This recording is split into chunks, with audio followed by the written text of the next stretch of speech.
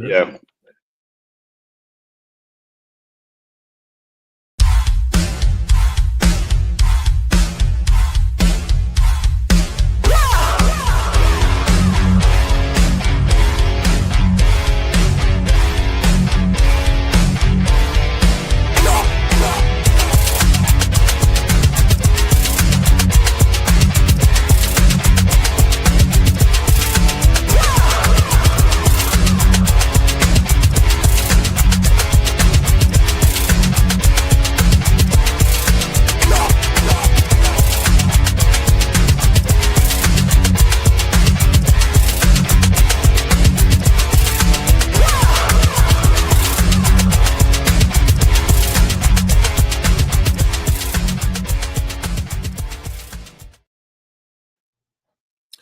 Good morning and welcome to the Sunday Morning Sports Podcast. I am BA along with Jack Hurst, James Martin, and Keith Engel. Hope you gentlemen are doing fine this morning. I don't think Rory McIlroy is feeling fine this morning, but I guess he'll live on to play another day at Augusta. What is going on with this dude? I mean, wow. Rory looks like when he didn't own a green jacket, and he said that in an interview I heard this morning. He sounds like the least confident guy tied for lead the last day of the Masters I've ever heard in my life. Yeah, despite posting some of the most jarring stats in recent memory in the first round, the 36-year-old Rory McIlroy is hanging on tied with Cameron Young heading into today's final 18 holes at Augusta, losing a 6-shot lead. 6-shot lead. In 11 holes. In 11 holes. It didn't take him 18 to do it. You're right. He mainly he mainly lost the 6-shot lead because of his driver problems, which he is so infamously known to be a good one at. He narrowly made the cut, sitting 53 out of 54 players. I think he needs to get himself back on the road again here with the driving. And yeah, he missed a couple of like James said earlier before we got on there, he had a couple double bogeys too, and that's not good. In fact, he said that when he talked to what's his face, the ex green jacket golfer, what's his name, Keith? He alluded to him as and talking about he should never double bogey. That's one thing he needs not to do in this tournament is not double bogey, and he did it. Yeah, I didn't hear who said twice. That, but that is one of the things. I think it was Jack Nicholson. Yeah, it was Jack Nicholson. Nicklaus was in the broadcast booth for a while, and he did say that's obviously it's kind of 101, right? Stay away from double bogeys, and you play better golf. It's not. But I felt like watching Phil Mickelson from some of the places that Rory put himself yesterday. He made some great shots. He scrambled very well yesterday. We can talk all we want about him blowing a 6-shot lead, and that is bad. But quite frankly, he could have been 4 or 5 shots behind today because he scrambled very well to be one over yesterday. The way he drove the as you said, drove the ball off the tee, He played a really good round other than his driver. Right. Absolutely. And he came back. It's a mental thing now. McIlroy, he has to play like nothing happened going forward this final round. It kind of reminds me a little of that legendary tennis match in the early 80s between Bjorn Borg and John McEnroe. Bjorn Borg had 6 match points.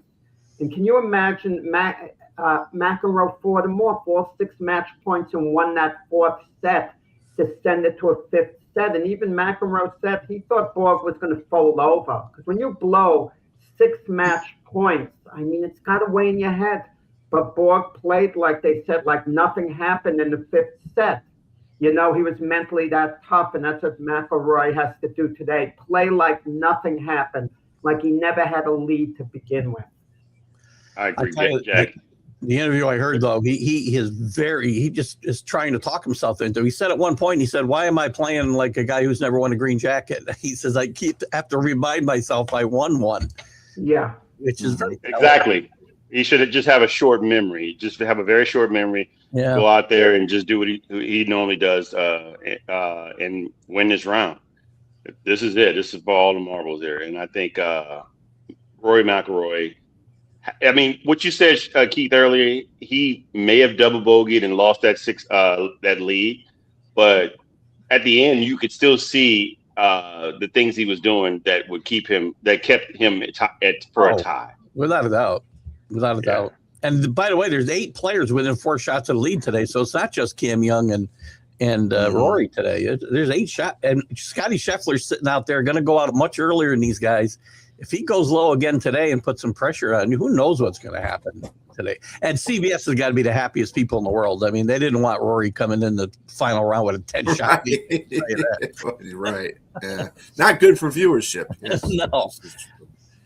Yeah. Okay. All right. So much luck to you.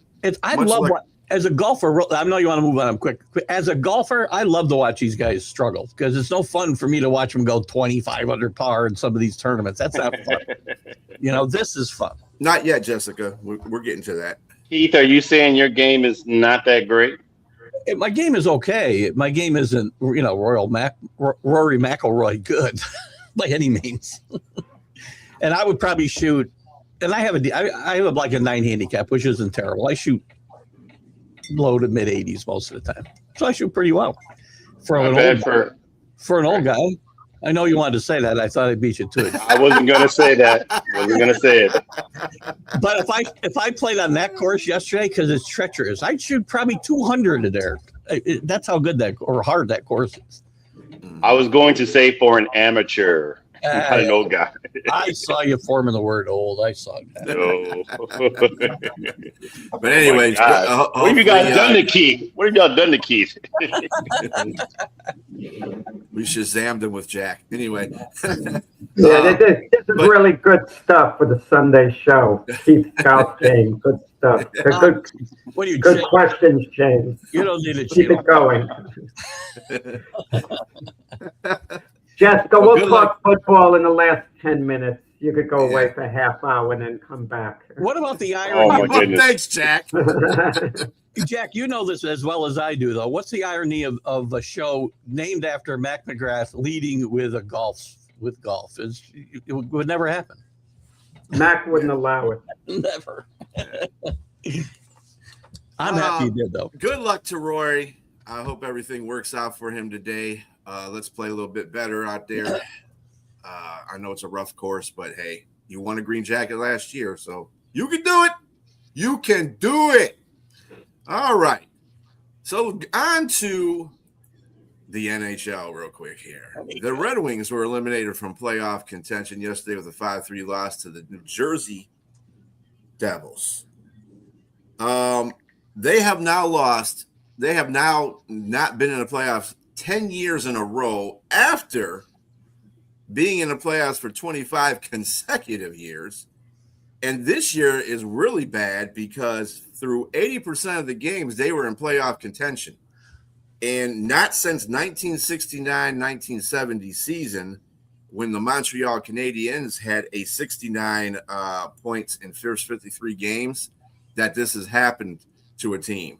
So I think it's time for somebody to probably escort Steve Yzerman out the door, because he is not to say he's been here for 7 years and has not made this team a playoff contender. Put him back on the ice, maybe. Put him back on the ice. Maybe that's probably where he needs to be.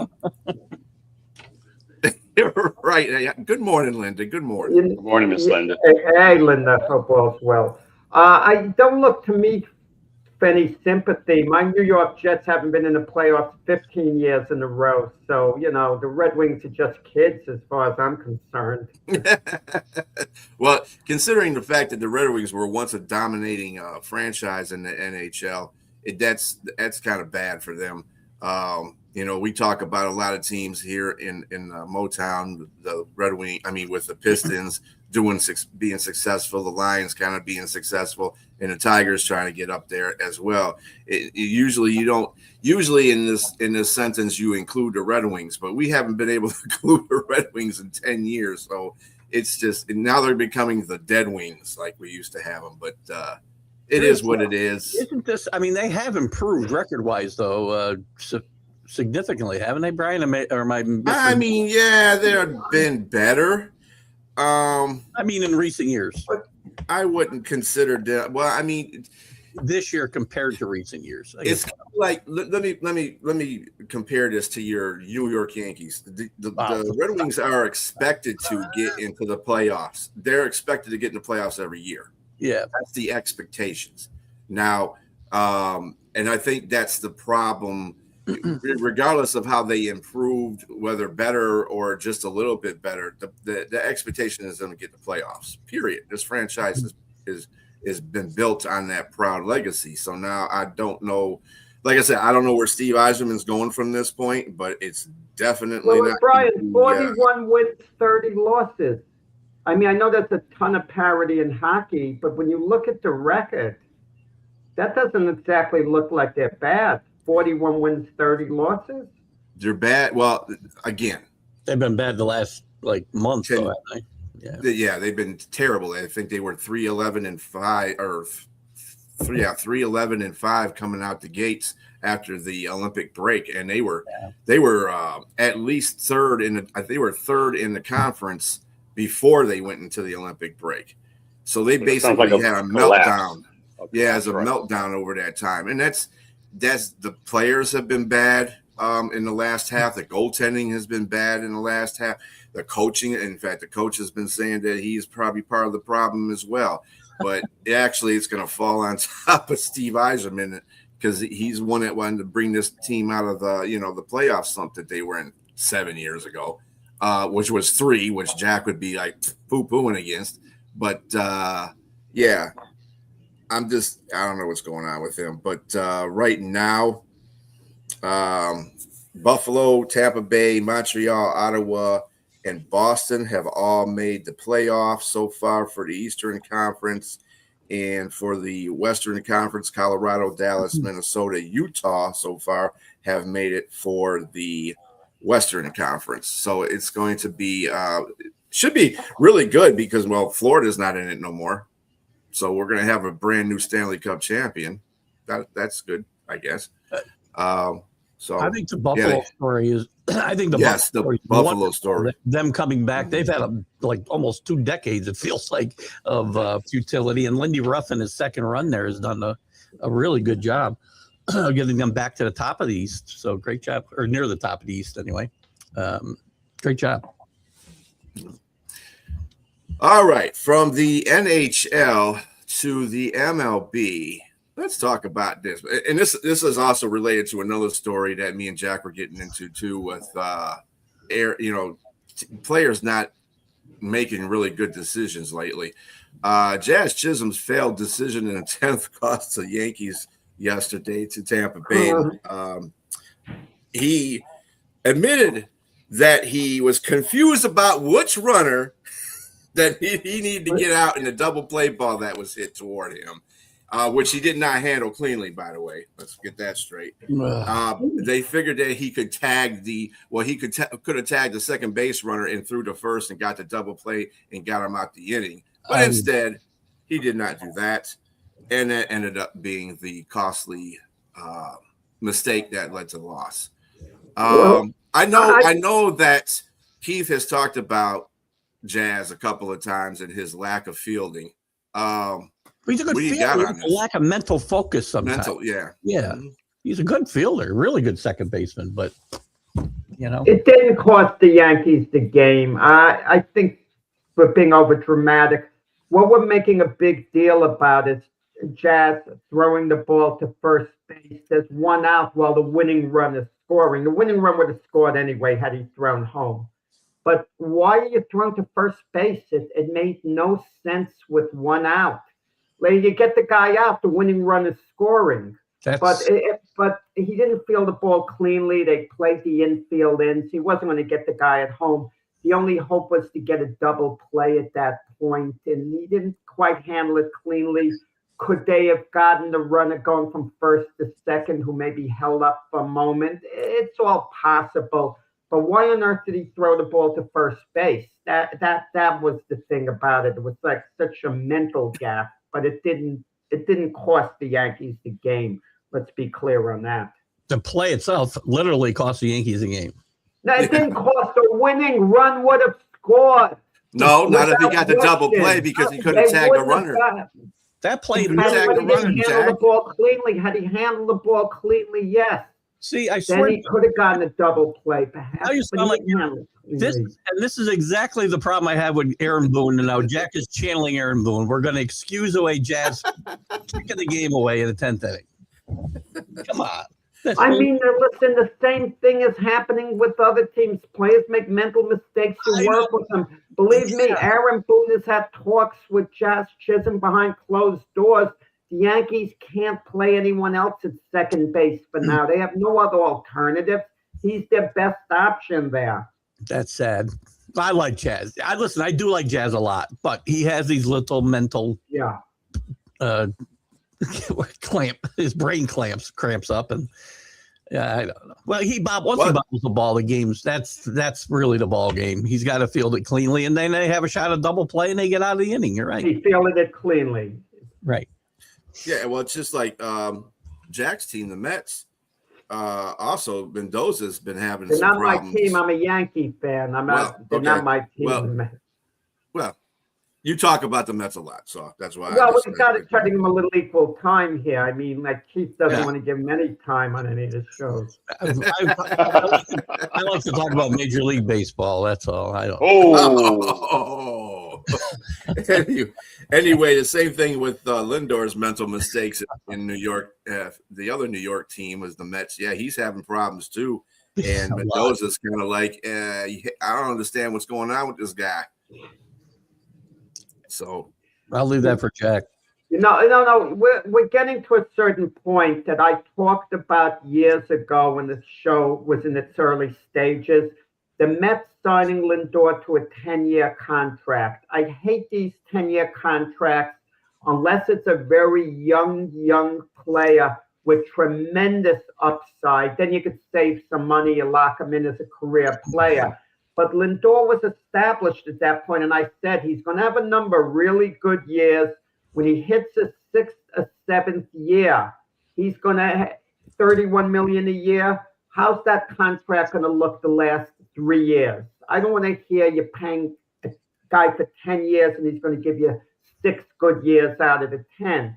And what's Lindor? I think in the 5th year of that contract or something, 5th or 6th. And they got to pay him. You know, he's going to have 5-6 years left at $31 million a year. These teams know, though, Jack. We talked about this before, right? They know the last 2-3 years of these contracts, they're not going to get value, that same value they got the first. Well, he's only in year 5, but the first 7 years or whatever numbers you want to put out there. Yankees have done it lots. When they signed CC the last time, they knew they weren't going to get value out of him, the same value out of him in his. I think it was a 7-year contract. The 6th and 7th years, he did the first 4. So I think that's the cost of doing business. You know, you're going to pay guys for what they did the first part of that contract and overpay them, or you don't do it at all. So you don't do it at all. Let someone else make the mistake. Look at the big picture. Don't look at things just at the moment. Is trading an option, or are there trade clauses in his contract towards the end? No one else is going to want to pay that big money. The rest of his contract to James. What teams do, they pay part of the contract. So they're paying. So they're giving away money. I mean, it's something for nothing at the end. I mean, like Keith said, they know what they're getting at that time. I mean, why else sign? I mean, you're trying to, like you said. I know you said you don't want to hear. You get the best 5 or 6 years out of a player, but I mean, sometimes it's what you got to do. I agree with you. I don't like decade contracts at all. I mean, 7, 8, 9, 10-year contracts is ridiculous because eventually, but sometimes it does benefit the business to do it that long because you're already getting way ahead of what inflation and everything else that it increases. It is smart, James. You're right, and Jack talks about this a lot to give him credit. Signing young guys, as he mentioned before, like the Pirates wrapping up Connor Griffin. Yeah. I talked the other night. I didn't know if there were opt-outs. There are no opt-outs in Connor Griffin's 9-year contract. He's locked into that contract for 9 years. He'll only be 28. He can still cash in. but it's a gamble for both sides. I mean, Connor Griffin is guaranteed $140 million, and he could have made more than that if he really excels. And the Pirates are out for $140 million if he falls on his face, which is unlikely. But and look at now, James, what the Ravens are doing with Lamar Jackson. They offered him 3 years, fully guaranteed contract, big money. Lamar Jackson's not taking it. He wants like at least 5 years, at least. And the Ravens are thinking, is he going to be good in years 4 or 5? They could get really stuck with an awful contract, and they have a vision down the road. I don't know whether you guys would give Lamar Jackson the 5-year deal. Right now, it's tempting because he's still good. He's still your leader. You still need him. But what's going to be down the road? I mean, teams don't think of that as much as they should. The unfortunate part about those types of players is that their peak is going to eventually, like, it's a lot quicker than a guy like Peyton Manning or Tom Brady, because their legs is a huge part of their game. And they take a beating, which people don't like. Look at Cam Newton. I mean, he fell off a cliff. That was a steep drop for him. It was a steep drop. James, the Panthers, shame on them. They allowed Newton to keep taking beatings game after game. Somehow they didn't protect him. Right. I mean, but at the same time, with Lamar Jackson, you're starting to see more injuries that occur now in the latter part of his career. So I think we'll see how he does this year. But I'm really kind of alarmed that they let their center go too as well. And so, a guy like that definitely needs his offensive line. And, your the second best player on the offense is always the center. It's got to be the guy that hands you the ball and calls the plays on the line and stuff like that. So that's going to be a big deal for Lamar. And you're right. I agree with you. I wouldn't give Lamar a 5-year contract. I would probably be more inclined to do like a three-year contract because of the you're not sure about the life of his skill set. Yeah. A young quarterback like a Drake May, I would give 7-8 years. Very, very young. He's going to be around. You lock him in for all those years. But... Hey, Keith, do you have any more baseball news for us for today before I get into who's playing? What did I jot down here for myself here today? The Yankees spotty play we already talked about. Mets bring up Craig Kimbrel, so that's big news. I think he graduated with Jack in high school. I'm pretty sure.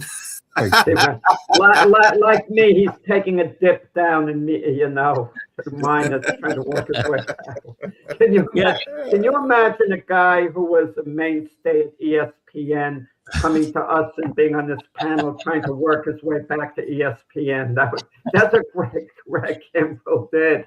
Go to the minor leagues. He pitched a game. I mean, he's a potential Hall of Fame. At least it's going to be given some real consideration. And he's willing to pitch, he was willing to pitch in the minors a game or two. Yeah. The really big news for me this week, and I mentioned it on the Wednesday night show, was that contract that Connor Griffin signed with the Pirates and Paul Skeens' reaction to it, which I think is telling that Paul Skeens knows that the door is wide open for him. He's not going to be a Pirate for long because he mentioned that, after the signing that Connor Griffin would be the face of the franchise for years to come. So I don't think Skeens could become I don't think he could become a free agent for 3-4 more years. The Pirates are going to get rid of him before he's arbitration eligible, would be my guess. They're not going to pay him $40 million a year in an arbitration deal like the Pirates are paying Scooble almost. So I don't think they'll wait. That was a record arbitration the Tigers got too. If the Pirates stay in contention, I can see Skeens staying the year there. And if they don't, name will come up at the trade deadline. And if not, the next year, if there's baseball next year, we'll be hearing about Paul Skeens getting traded before that arbitration time. He's going to make money somewhere. Yes, sure. He's going to make a lot of money. Oh yeah. So today's slate of NFL and Major League Baseball games goes as this: Miami is visiting Detroit. Arizona's at Philly. San Francisco's playing the Baltimore Orioles. Minnesota's at Toronto. Athletics at the New York Mets. The Yankees are going to Tampa or staying in Tampa Bay. The LA Angels will be playing Cincinnati. Washington's at Milwaukee. Chicago's at Kansas City Royals. Boston's at St. Louis. Pittsburgh's Chicago. Colorado at San Diego. Texas at the Dodgers. Houston and Seattle. And bringing up the rear, Cleveland at Atlanta. So there is your slate for today's Major League games. Now going to the NBA, which is today, is the final day of the regular season. Seeds are to be determined on today. We don't really have any seeding because some seeds need to be determined today. For the West, seeds 3, 4, and 8, and 9 have to be determined. And for the East, 5 through 10. So there you go. Today is seeding battle. Seeding day. NBA. Seeding day in the NBA. I think the Knicks are pretty well locked into the Raptors, though, because the Nets are not going to beat the Raptors today. So, sorry, Jack. They've been tanking for a while, like some other teams. So I think the Knicks are pretty right. I like that matchup for the Knicks in the first round. Yeah, a lot. Probably the best they could do. Who are they going to play? The Raptors, assuming the Raptors win today against the Nets. Can you imagine the pressure that Mike Brown is under replacing Coach Tibbs, where they say he at least has to match him and get to the Eastern Finals? But can you imagine, guys, for one moment, we haven't even thought of that, the Raptors knock the Knicks off in the playoffs in the first round? I mean, all hell's going to break loose in Knick land if that happens. London. They're going to make... We were talking, I think, in the past about Giannis, maybe where he might be going. The Knicks would have to do something drastic in the offseason, if not change the coach, completely shake up the roster if they got eliminated right off the bat by a Toronto Raptor team. I think. Well, let me ask you about that real quick. Now, if that happens, is Mike Brown's seat not hot, or is he going to get fired?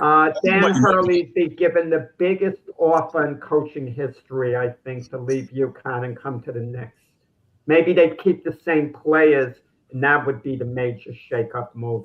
That would be one-stop shopping. Just throw him $20 million a year as the coach or whatever, $22 million a year. James Dolan will go crazy with his pocket, with his checkbook. Well, he can't fire himself, so he's got to fire. If they lose in the first round, then Mike Brown and Leon Rose are both going to get fired. And you can't. I'm going to play devil's advocate here. You can't just place the pressure on Mike Brown. You got players there that should be doing their job as well. No, I know you're not. I know you're not specifically, but I'm just saying overall, like what Jack mentioned, it's a lot of pressure there on Mike Brown, and rightfully so. I mean, I'm still of the mindset that Thibodeau should have never been fired in the first place. That's what I was going to say. I'm not blaming Mike Brown because he shouldn't be coaching his team in the first place. So right. Mike Brown's a good coach. He has a good track record all in all. But coaches make a major difference in the NBA. I mean, but the pressure has to be on Karl Anthony Towns too as well. Agreed. I mean, he didn't get it done there in Minnesota. And, there was a question early on in his career between him and what's the other player there that ended up leaving? What's the kid's name? He went to Miami and then went to Golden State. He just tore his Achilles. Jimmy Butler. Jimmy Butler, yes. They decided between the two. It didn't work out between them two. But even Shaq had to call out Karl Anthony Towns with his play in New York. And so he's been stepping up. But he's got to be the guy to say, when it comes playoff time, it's on me. It's on my back. You're the biggest star there. And I know they have Jalen Brunson there, but Karl Anthony Towns is the biggest star, literally and figuratively. I know what James is thinking. Got to show up every night, too. James was a GM and the Knicks got eliminated. I think, James, you would call the Timberwolves, because Karl Anthony Towns enjoyed playing there and work out 1-for-1 for Rudy Gobert to come to the Knicks for Karl Anthony Towns. No, I would definitely look at Giannis. Like you said, I would definitely be looking to trade and not only make a big deal for your coaching situation, but I'd be looking to try to get Giannis there too. And I could send him Karl Anthony Towns to Milwaukee for sure. For that, and a couple of first round draft picks maybe. or whatever. I think a lot of people want to blame, they're going to blame Mike Brown because that's just a New York state of mind when it comes to coaching. And Keith, you're right. It's not his fault. James, you're right. It's not his fault. It's basically the fault of the GM in all. So that is what it is. I'm a Pistons fan, so I'm not too hopeful of the Knicks, but whatever. I hope they do well. It's the owner, and we can't leave James Dolan out of the equation because he's a main reason Thibodeau's not there. So I'm blaming James Dolan more than anybody, but you can't fire the owner. What do you blame? Why does any one particular person have to get blamed? I mean, what is the owner, James Dolan? He allowed the Knicks to make all these moves. The Tom Thibodeau move, that's James Dolan. Yeah, I understand what you're saying. The key. That's the key to everything. And then Brian never holds a coach accountable. Never holds a coach accountable. I always hold coaches accountable. You have never heard me talking about Dan Campbell, have you? No, his defensive coordinator with the Lions, Aaron Glenn, comes and he coaches the Jets. He was a disaster. And Brian feels he's blameless with the Jets. Give him time. Give him the 5 years. Organization. That's the reason why I give him the benefit of the doubt. The Jets were horrible before he got there. So I'm just saying, you got to give the guy a chance to straighten that. If he can't get it done, at least 2 or 3 years, then you get rid of him. But other than that organization is, I'm sorry, Jack, that organization is bad. They're getting to be looking like the Lions of the, early part of this century. So they're bad. Where does Jack set his barometer? Because I'm bad. I hate all managers and coaches. I want them all to get fired, and you don't want any of them to get fired. So we're anyway. Yeah. Go ahead, Jack. No. Only one team can win the championship. You look at the yardstick of measurement, like with your Pistons, for example. If they got eliminated even in the first round, I mean, they're going to get a bye, but if they got eliminated in their first series, you don't fire the coach. It's just one of those things. They're given a pass. But certain teams you get tired of waiting on year after year after year. Jack, I know you say that only one team can win, and you're absolutely right. The math is perfect. But when I think about the Knicks, 50 teams have won since they won a championship, and that's not good enough here. I'm sorry. Maybe it's good enough in, I don't know, Phoenix, but it's not good enough here. Yeah, it's the same thing. Like I'm saying, you got to have the New York subconscious. Put a deal together. It's easy to say, just trade this guy, trade that guy. You got to get value. You could trade the guy you have and be worse off. But Karl Anthony Towns is a very good player. You don't just trade him for anyone. What are they going to do? Trade him for Jordan Poole? I could understand with James's Pelicans. You work out a deal for Zion Williamson. You take a gamble, maybe, that Zion is healthy, fulfills his potential. I can at least understand that. The Pelicans. He was like, hell no. I had to go look. I thought maybe the Pelicans were like championship contenders here or something. I don't know how they got in this conversation. Well, they got Alvarado from him, right? They got who? Alvarado. Yeah. I mean, El Segundo. I mean, I don't know if we're any good there. We're just not good right now. And there's potential. There's a ton of potential there. Mm-hmm. They just got to put it together. And I think the coaching change in the early in the season was a big deal. And I just want to see what they can do there. There's a lot of talent there. So it's just, they got to wait till next season and see what kind of moves they make in the off season. Hire Mike Brown after we rehire Tom Thibodeau. Do that. For sure. Absolutely. So as of right now, the playoff picture in the NBA looks as this. Obviously, the Pistons and Boston will be getting a bye. New York will be taking on Toronto. Cleveland will be taking on Atlanta. The play-in tournament would be Orlando versus the 76ers and Charlotte versus the Miami Heat. In the West, the top seeds would be OKC and San Antonio. First round matchups would be Denver and Minnesota. The Lakers wins for Denver, by the way. Yep. And Lakers at Houston. Go ahead, James. Well, I was just going to say that Denver doesn't have any of their players playing, and questionable is is Jokic. And so the Lakers, they have to play San Antonio, which I'm pretty sure they're resting all their players. So they're likely going to beat San Antonio if Jokic plays.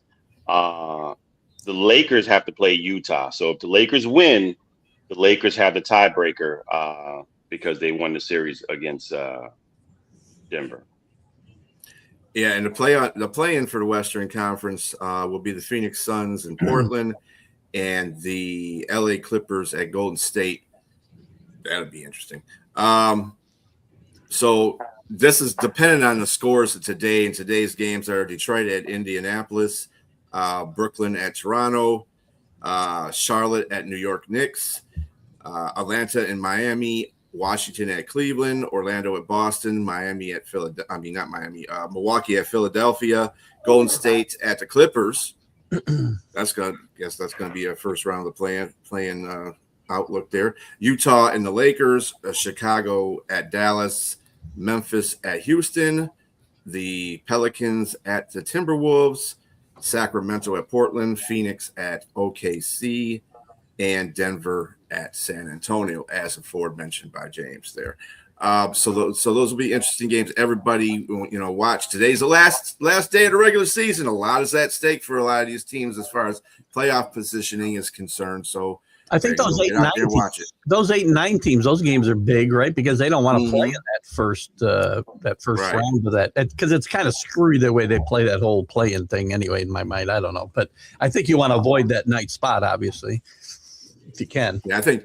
Yeah, it kind of shows you how the Eastern Conference is wide open too. If you've got slots 5 through 10 that are being fought for positioning on, and it's going to be wild.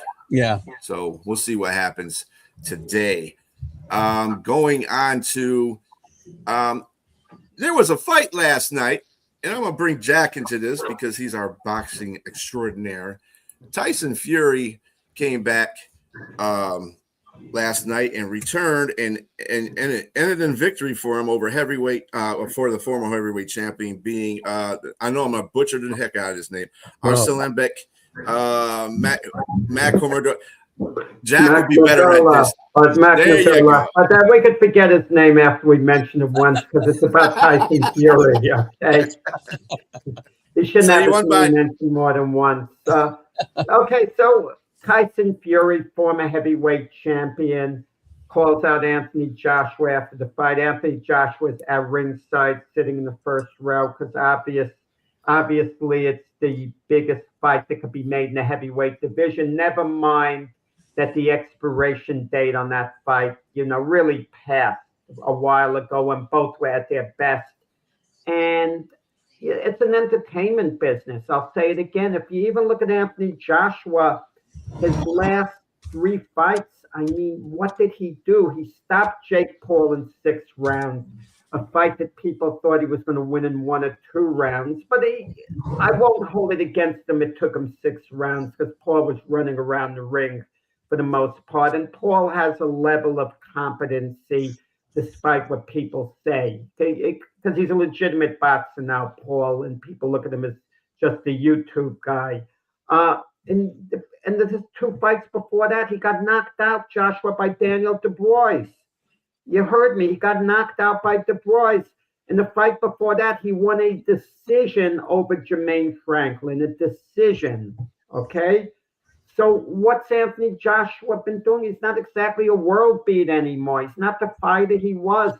And Tyson Fury, we're getting tired of his act, all his bold talk. I mean, he comes across as a clown. And but he's still very competent. He kind of reminds me of what the great marathoner Frank Shorter said, a couple of decades after he'd won the Olympics. He said, I can still do the same workouts I did when I was in the prime of my career, but I just do them slower. And Tyson Fury can still fight the same way he did during his prime. He just does it a little slower. He boxes very well, has a high skill level. But after the fight, I enjoyed the grandstanding. Tyson Fury's in the ring, and they invite Anthony Joshua, this promoter, Eddie Hearn, to come up into the ring. But Joshua and Hearn don't want to, rightfully so. They don't have a contract for the fight. So Tyson Fury goes, I challenge you to give the people the fight we want. Meanwhile, Joshua's correct. For years, Tyson Fury is hemming and hawing, saying, I'll fight you, Joshua. 80-20 split in my favor. I'll compromise 75-25 in my favor. He was making the terms so bad that Joshua couldn't take the fight. And Joshua's seen this act before. He's tired of it. He doesn't go for the grandstanding, and that's what makes these fighters complete fools to me in the way they act. They challenge another fighter to a fight and expect the other fighter to accept the challenge. Meanwhile, there's no contract. There's no contract. Present a darn contract with numbers. That's how you present a challenge. But they don't do it. And then they start, I'll fight you, winner take all. Let's bet the money. That's why boxing is a gutter sport.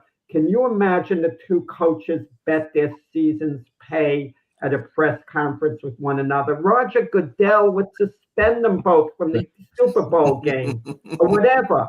But in boxing, it's commonplace. I mean, it's ridiculous. But what's probably going to happen, Anthony Joshua is probably, I believe he's going to fight Deontay Wilder first. That's going to be his so-called warm-up. And then after that fight, he is going to fight Tyson Fury. It's going to be a massively giant fight because in boxing, it's about the brand names. Even you look at Pacquiao and Mayweather, if they fight, it's going to have major interest, even though both guys in their later 40s. And in reality, it means nothing, but people are going to go for it. Look, Mike Tyson, he comes back to the ring and he's fight whoever, and people are going to say, oh, Tyson is fighting tonight. Let me tune in. Isn't an indictment on boxing in general that all the big fights, and even in the heavyweights, they're all 37, 38 years old. We're talking about 40-year-old, late 40s, Pacquiao and Mayweather, and go back to the days when guys were good and watch and read Jackson, man. Good plug. Good plug. I should speak to him about returning to the ring next time. Yeah. Probably about the right age now to go. You know what gets me? You guys have heard it a lot of times in other sports. The commentators get excited about the action and they go, this is like a heavyweight fight. And I feel like saying, guys, heavyweight fights suck. So don't, say that to the audience. Yes. This is like a heavyweight fight. Then it's not that good of a game, if that's the case. They do. When you think about, I go back, and again, not to just be patting Jack on the back the whole time, but I read Jack's book and a great job. You read about the names. You read about the names in this book, and then you think about the names we're talking about now, and you think, oh my God, how far has this sport fallen? At least from the heavyweight side of it, it's sad. It's really kind of sad. But it was on Netflix, so that was good, and it was an afternoon thing coming from the UK. So they didn't keep us up till 1 in the morning to see the fight. That's the only way they're going to get me to watch. Now, Jack, if there is that potential showdown between Fury and Joshua, are you gonna watch it? Oh yeah, of course I'm gonna watch it, and of course I'm interested. It's still a good fight. It's just it would have been a massive fight when both guys fight at their best. I mean, that's what you want to see, guys fighting at their best. You don't want to see them later on in their career. And listen, and Anthony Joshua, he ducked Deontay Wilder when Joshua was in his prime. Now Joshua, and especially Wilder, is way past his prime. And they're going to fight, and the names are still magic. Certain names are always going to be magic. Guys, you would go at, well, I don't know what about James Keith. I get the feeling, Brian, you were a Frank Sinatra fan. I'm a big Sinatra fan. But late in Sinatra's career, his voice was nowhere near what it was when he was younger. But he would pack places because he was Frank Sinatra. There was this magic, with a certain name. And that's what it is. He opened the Times Union Center here in Albany, New York, and the place was packed. And this is like 30 years ago. But he was drunker than a skunk, but nobody cared. Yeah. Nobody cared. He didn't even remember the words of the songs. Nobody cared. No kidding. How do you know? What do you mean you didn't remember the words? He would Frankie. He would just because he drank so much before the game or before this concert. Oh, He man. would forget the words. I was there that night, and nobody cared though. But It was yeah, not- right, because Frankie sounded good even if he was slurring. Nobody cared that he was drunk. Nobody cared he forgot the songs. You just see these guys out there. It's about a brand. I mean, I say that all the time. I talk to you guys, and I know Brian especially disagrees. Sometimes you want a guy on your team and your organization because of the brand, what he means. You know, that's why I thought Saquon Barkley guy should have been a career Giant. It was important for the legacy of the franchise. You know, even like a potential debate question, it's supposed to be all about winning, right? But if you take any play, and I'm sorry if I'm changing the topics to shut me down quickly, Well, you're Brian, moving after into this where we comment. need to go. If you could have, in case, let's say, Mickey Mantle, there were a couple of years they didn't win the World Series. If the Yankees could have won one additional World Series, but never had Mickey Mantle on their team, what would you have taken? The one additional World Series?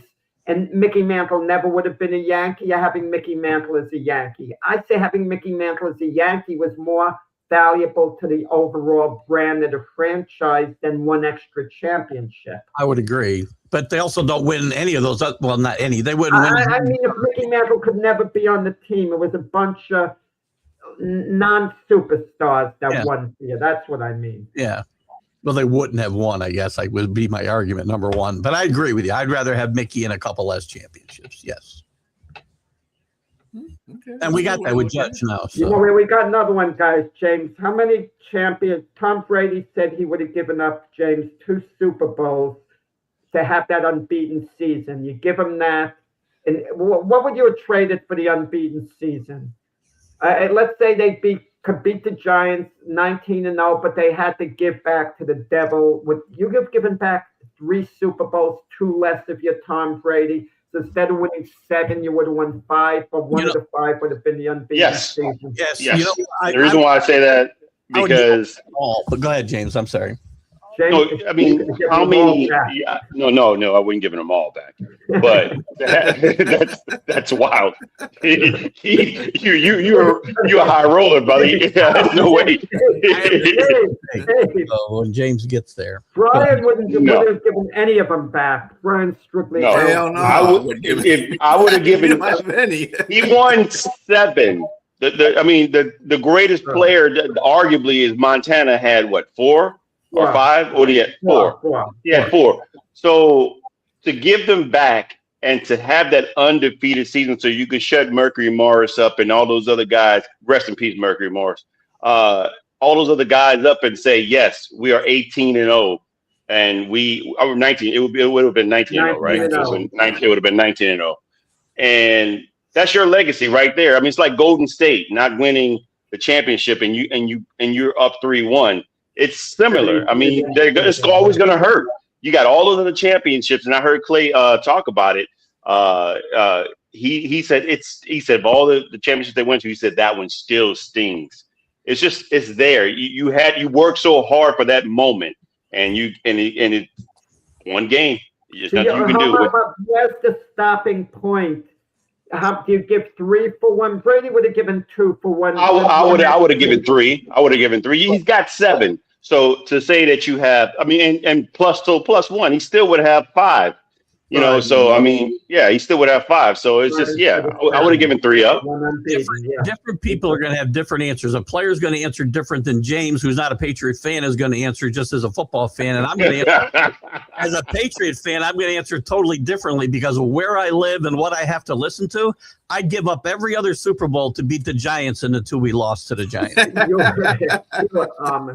So you would have settled for an unbeaten season and one other Super Bowl, the one against the Giants, a total of 2 instead of. Yes, because Giant fans. They won 6 actually with the Patriots. See, I have to live They with a could bunch. have given 4 away with the Patriots. I have to live around and hang around a bunch of Giant fans who think they've won 12 Super Bowls and whatever number you want to throw out there because they won those 2 against the Patriots. I'll hang that over my head forever. So if I give up all of the other ones just to beat them twice, I'd be happy. And one of them would be an undefeated season. So I would. It would have to be the unbeaten. Yeah. Because I just want to shut these guys up. Well, I my guess you're giving goodness. Carolina some respect on that situation because that was one of the teams that they beat barely in one of the Super Bowls. So you could say you give that one back to them. Carolina to actually have a Super Bowl they won. Who else did they play that was pretty close? The Rams Eagles. would be another one. The Rams probably won. Most of their Super Bowls are very close. Twice, close. Yeah. Mm-hmm. As a matter of fact, Vinatieri was the guy that saved them in the first couple. Rams, a Panther game, he saved them. Yep. Mm-hmm. Yep. Donovan McNabb throwing up helped them against the Eagles. For sure. And T.O. will let the whole world know about that, for sure. Speaking of the NFL, we're going to get to NFL news and notes. The Packers trade Wicks, wide receiver Wicks, to the Eagles for a 5th round 2026 and a 7th, or 5th, was it a 5th round? 5th round, 2026 year and and a a 27 sixth and a next year. 27 6 the next year. Yeah. So does that help them? Do you think no? What it helps them in the decision to say that we may possibly trade AJ Brown. So I think that he's not just added depth. You're not trading for somebody and giving up a couple of round draft picks if you're not preparing for something. Mm-hmm. And they're probably going to draft a wide receiver as well. So I think this is probably undoing of AJ Brown, which is probably the undoing himself. But I think he's going to get traded. And Keith, there's a lot of names coming up, but specifically the Patriots have been in the mix with rumors. For sure. I meant to ask you guys that. Now, because of what went down swirling around with Grable and Rossini, the photos and all, and Hub breaking a story before that about A.J. Brown maybe going to the Patriots, are the Patriots going to kind of back off maybe a little? Because if they got A.J. Brown, now we hear all that talk that happened before. I don't know why that would change their approach at all. It isn't going to affect the organization at all. This affects the reporter in my mind more than anybody else. I don't even think listen, I don't believe photos at all anymore. So there's a lot of context not being shown in those photos. I can tell you right now, I don't know what's going on. I don't care. I don't think it changes their approach. I think it's a matter of whether they're going to want to give up what it takes to get him. And that's all it's going to matter. And we're not going to know. Unfortunately, we aren't going to know for another month and a half because this isn't going to happen till June 1st now. It's waited this long. They're not going to do anything. They can save themselves, I think, I want to say $7 million if they wait till June 2nd or whatever it is. But you may have a little bit more of an idea after the draft, though. You might. You'll see what teams do. Yeah, I think you'll have an idea. I have doubts they're going to want to give up what it's going to take to get him. I have my doubts. And pay him. You still have to pay him, too. I don't think this current situation is going to affect whether they get him or not. I really don't. And it's not a slam dunk that the Eagles are going to move on from him. I think, even though they might be leaning in that direction, I think it's Nick Sirianni's call. Can you live with A.J. Brown? Yeah. And A.J. Brown isn't really a troublemaker in the real sense. He's high maintenance in a way. He's a diva, like a point. But does A.J. Brown have a good point? He hated the way the Eagle offense was being run. And and it looked like he was correct.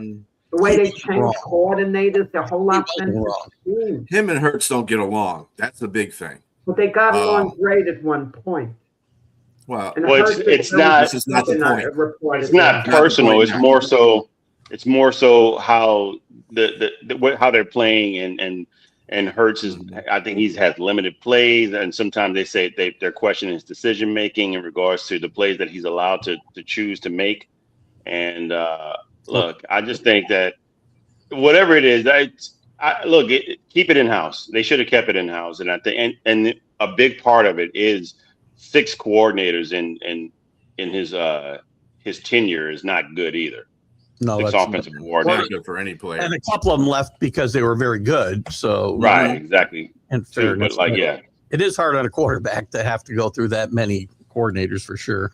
Well, I'm not shedding any tears over this whole situation because he has been in 2 Super Bowls and he's won one. So I'm not shedding no tears over Jalen Hurts right now. But if Philadelphia does move on from AJ Brown, do you think they feel confident? Well, they might have to feel confident, but if Devontae Smith is their number one, being a number one, I would be. I love Devontae Smith. I think he's, in a lot of ways, I think he's as good or better than AJ Brown. He doesn't get as many opportunities since Brown got there. I think if Brown never came to the Eagles, you'd be looking at Devontae Smith a whole different way, and you'd be looking at him as one of the top wide receivers in the game. I like that kid a lot. And is And it look at kind the of a free agent? I don't know. yeah, yes, he is. And Yeah. there's a possibility that they may either draft a tight end or they may draft a wide receiver. Yeah. But look for the Eagles. Definitely, I was just going to say, look for them to look into that area in the first round or second round of the draft. And I think I heard you mention Wednesday, Keith, that it's not the highly impact. There's like 3 really highly impactful wide receivers, but then there's a bunch of wide receivers that there's more depth that You can get later. add Yeah, later. for sure.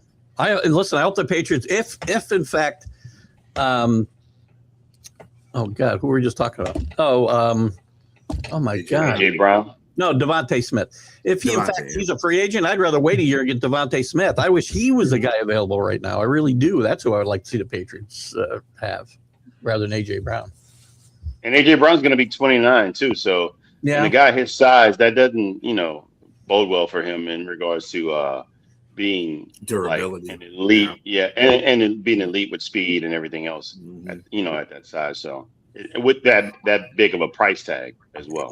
I don't remember AJ Brown when he got to the Eagles. He had a pretty big year the first year, correct? Wasn't it kind of Stephon Diggs where he kind of molded himself into the team better than he has in recent years? Yeah, The first I 5 think or the 6 first years. years, Yeah, And First 5 or 6 years, he's been great, but then No, he kind of with tailed the off. Eagles. He hasn't been with the Eagles 6 years, right? He was with the Titans. No. No, he Right. was a Titans, Talking yeah. about First when year. he went to the Eagles, I The think Eagles. Right. Yeah, this first couple of years were really good, and you got to understand the difference too when you have a elite running back come to your team, and the offense is focused around him, like Kellen Moore had focused the offense around Saquon. Yeah.